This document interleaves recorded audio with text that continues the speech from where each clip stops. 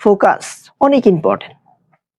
কোন লক্ষ্য পূরণের জন্য, কোন স্বপ্ন পূরণের জন্য ফোকাস অনেক ইম্পর্টেন্ট, টার্গেট অনেক ইম্পর্টেন্ট।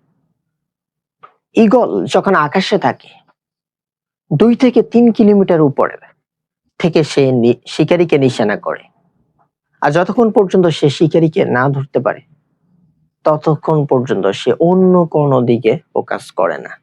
সে যে শিকারীকে টার্গেট করেছে ওইটাকে ধরা না পর্যন্ত সে অন্য কোনো দিকে টার্গেট করে না। এজন্য ঈগল কখনো শিকারে ব্যর্থ হয় না। ঈগলের ফোকাস অনেক মারাত্মক। আর আমরা কোন একটা কাজ শুরু করলে ওইটা শেষ করতে পারি না। ধরেন একটা লক্ষ্য ঠিক করেছি, ওই লক্ষ্যটা তো শুরু করেছি, কয়েকদিন কাজ করেছি, আর এটা শেষ পর্যন্ত যেতে পারি না। এই সমস্যা কি জানেন? আমাদের একটাই সমস্যা, সেটা হচ্ছে ফোকাস ঠিক নেই। আর আজকের ভিডিওতে আমি কথা বলবো কেমন করে তোমার ফোকাসকে শক্তিশালী করতে পারো, আশেপাশের কোনো ডিস্ট্রাকশন যেন তোমার ফোকাসকে নষ্ট না করতে পারে। প্রথমে আগে আমাদেরকে এটা বুঝতে হবে আমাদের সমস্যাটা কি। সমস্যাটা কি আগে আমি একটা এক্সাম্পল দিচ্ছি, খেয়াল দিয়ে শুনেন। ধরেন আপনি বনে গেলেন শিকার করতে, আপনার হাতে একটা তীর। আপনি কি করলেন, তীরটা বের করলেন, সাথে সাথে একটা হরিণ দেখলেন আপনার থেকে 25 হাত দূরে। আপনি কি করলেন, হরিণ এর দিকে নিশানা করলেন প্রথম। আবার কিছুক্ষণ পর আরেকটা হরিণ আসলো, যেটা প্রথম হরিণ থেকে একটু কাছে, যেটা আপনার থেকে 20 হাত দূরে। আপনি সাথে সাথে কাছে মনে করে দ্বিতীয় হরিণ এর দিকে নিশানা করলেন। তারপর আরেকটা হরিণ আসলো, যেটা দ্বিতীয় হরিণ থেকে আরো কাছে, যেটা আপনার থেকে 15 হাত দূরে। আপনি কি করলেন, তৃতীয় নাম্বার হরিণ এর দিকে নিশানা করলেন কাছে মনে করি। হরিণটা চলে যাবে, সাথে সাথে আপনি তীর মারলেন। অবশ্যই আপনি তীরটা হরিণের গায়ে লাগে নাই। এখানে সমস্যা কি জানেন? এখন বলতে পারবেন আপনি কেন শিকারে ব্যর্থ হয়েছেন? হয়তো অনেকে বলবেন ফোকাস। হ্যাঁ, ফোকাস ঠিক ছিল না, কিন্তু ফোকাসের আগে আরেকটা জিনিস আসে। সেটা কি জানেন? সেটা হচ্ছে মাইন্ডসেট।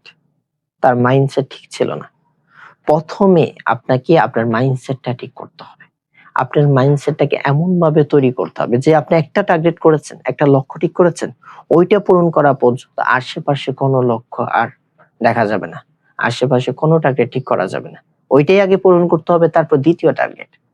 প্রথমে আপনার মাইন্ডসেট এভাবে তৈরি করেন, আশেপাশের ডিস্ট্রাকশন যেন আপনার লক্ষ্য থেকে আপনাকে না সরাতে পারে। এখন আসেন ফোকাসকে কিভাবে শক্তিশালী করবেন।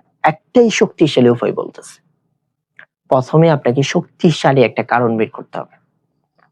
এক্সাম্পল, ধরেন আপনি মরুভূমিতে হারিয়ে গেলেন, আপনার হাতে কোনো পানি নেই, পুরো একদিন চলে গেল। আপনি পানির জন্য পাগলের মতো ঘুরতেছেন, চারোদিকে ঘুরতেছেন, কোনো দিকে পানি পাচ্ছেন না। তখন আপনার হাতে দুইটা অপশন আছে। একটা হচ্ছে হাল ছেড়ে দাও, মারা যাও। আর দ্বিতীয়টা হচ্ছে হাল না ছেড়ে মৃত্যু পর্যন্ত লড়াই করো পানির জন্য। তখন আপনি কি করবেন? অবশ্যই আপনি লড়াই করবেন পানির জন্য, কারণ এই পৃথিবীতে কেউ মারা যেতে চায় না। ঠিক তেমনি তোমার স্বপ্ন যেটা, তোমার লক্ষ্য যেটা, ওইটাকে শক্তিশালী করো। যেমন তুমি যে লক্ষ্য ঠিক করেছো, ওই লক্ষ্যটা পূরণ করা পর্যন্ত আশেপাশের ডিস্ট্রাকশন বা আমার দ্বিতীয় কোনো অপশন নাই, আমার ওই লক্ষ্যই আমাকে পূরণ করতে হবে।